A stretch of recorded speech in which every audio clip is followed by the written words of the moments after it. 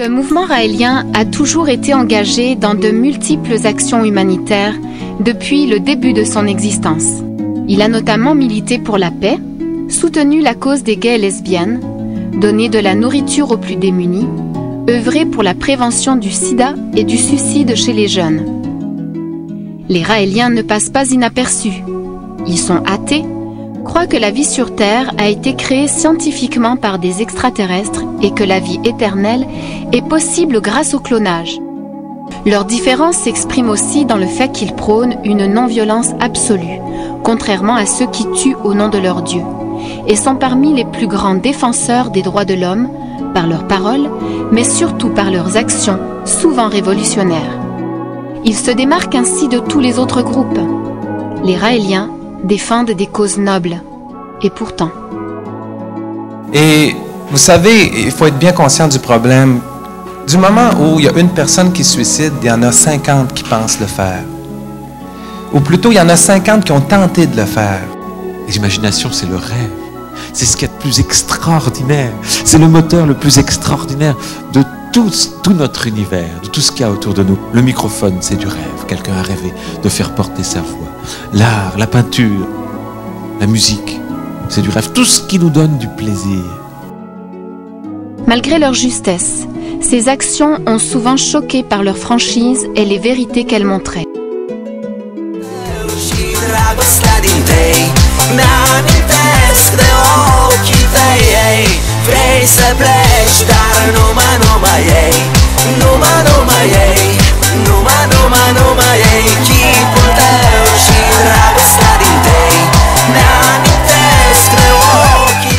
L'establishment du politiquement correct a-t-il été dérangé? Leurs propos sont-ils si choquants?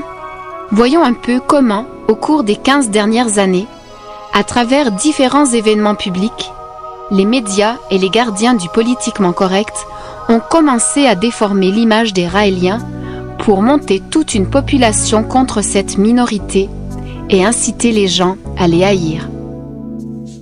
Mais heureusement, dans cette société civilisée qu'est le Québec moderne, on a des gardiens pour défendre les droits des minorités. Les tribunaux, et plus spécifiquement la Commission des droits de la personne. On devrait sans aucun doute pouvoir compter sur eux pour condamner les abus contre les citoyens. Retournons en 1993, à l'époque où l'Ordre professionnel des psychologues du Québec n'a pas apprécié la participation du psychologue raélien Daniel Chabot à une conférence sur les bienfaits de la masturbation donnée avec Raël et Betty Dodson et la publication d'un livre sur les enseignements de Raël. So I just want to acknowledge the Raelian movement, that they have the courage to present sex in such a forthright, honest, straightforward, sex-positive way. I think it's wonderful. Et bien heureusement, aujourd'hui, on est à une époque où la science vient prouver qu'il faut avoir du plaisir, qu'on est bien, qu'on est en santé physique et mentale quand on a du plaisir et qu'il faut oublier toutes ces vieilles malédictions. Les sexologues et psychologues ne sont-ils pas tous d'accord sur le fait que la masturbation est un acte sexuel élémentaire et sain pour la santé et l'équilibre des individus? Est-il interdit pour un psychologue de parler publiquement des bienfaits de la masturbation? Les psychologues ont-ils le droit d'avoir des croyances religieuses et d'en parler? Chose certaine, en 1993, l'Ordre des psychologues du Québec a décidé de faire le procès du psychologue raélien Daniel Chabot en étant bien déterminé à en faire un cas exemplaire.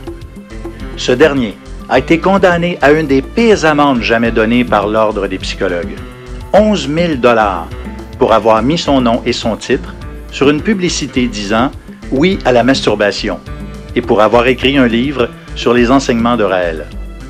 Depuis ce jour, une question reste en suspens. Daniel Chabot a-t-il vraiment manqué à la déontologie des psychologues ou a-t-il été condamné parce qu'il appartenait à la secte de Raël? Dès le début de cette affaire, les officiers de l'Ordre des psychologues ont fait des déclarations publiques montrant dès lors que les dés étaient déjà joués. Cette cause allait prendre l'allure d'une véritable chasse aux sorcières des temps modernes. Daniel Chabot a d'ailleurs fait appel à la Commission des droits de la personne en montrant clairement le caractère distinctif du traitement qu'on lui accordait.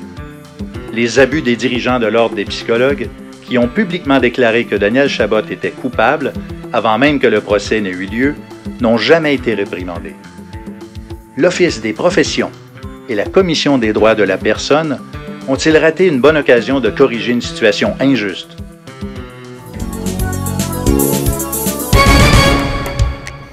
En 1994, les Raéliens, engagés dans des œuvres d'entraide aux plus démunis, ont récolté des denrées alimentaires pour aider les familles dans le besoin, en association avec l'organisme Jeunesse au Soleil. Rien de plus normal dans une société civilisée, direz-vous.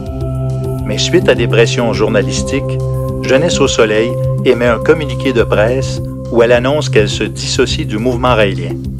La main de celui qui donne était devenue plus importante que le geste de donner. La discrimination médiatique commençait. Contrairement à l'organisme Jeunesse au Soleil de Montréal, qui s'est dissocié de la secte cette semaine, la Banque d'alimentation de la région a accepté de recevoir la nourriture. La banque affirme qu'elle ne peut se permettre en ce moment de refuser des denrées. Les tablettes de l'organisme sont presque vides. Malgré la mauvaise presse, les Raéliens poursuivent leurs actions sociales, mais aucun crédit ne leur est accordé. Plus le temps passe, plus l'agressivité contre les Raéliens augmente. Si vous êtes bouddhiste, si vous êtes catholique, si vous êtes ce que vous voulez, ou rien du tout, et que vous êtes bien comme ça, restez-le. Quoi qu'il fasse, ce n'est jamais bien. Et le traitement des médias est toujours négatif. Ayez envie de vivre vos rêves, de changer cette société, d'enlever le couvercle de la marmite dans les écoles où vous êtes et partout, de changer ce monde qui vous envoie vers la drogue, le suicide et l'alcoolisme. Mais pourquoi donc cet acharnement des médias sur une minorité pacifique qui veut faire avancer les choses? Pourquoi tant de diffamation, de calomnie, de discrimination et de haine?